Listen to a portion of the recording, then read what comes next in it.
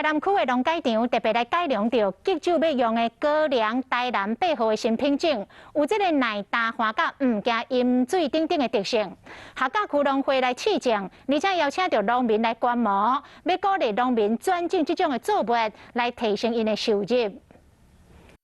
农委会为着鼓励农民自种水稻啊，改种杂粮，伫台南区农改场的拍拼推出一个新品种的高粱台南8号，和过去上大的无共就是，这是专门用来急救的，伊唔惊欠水和饮水，全程拢会使用机器真成功。全部从种到收都可以机械化来操作，所以是一个节水省工的好的作物。 客家区农会为着要增加农民的收入，主动伫区内试种新品种的高粱，而且邀请农民做伙来观摩，希望鼓励农民做伙来种台南8号。客家区农会为着要活化休耕地咱来推展这个高粱，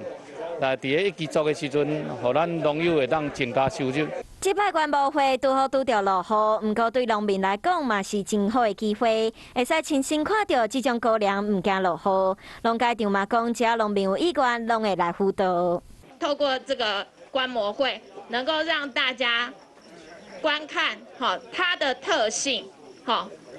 不容易倒伏，然后它的产量也很高。 台南8号有真侪优点，不过嘛是会惊鸟仔来食。若是种的面积增加，就会使减少这种风险。不过有农民认为，虽然种高粱的收入有机会会使较悬，不过要是爱有完整的制度，才有法度让农民愿意加入。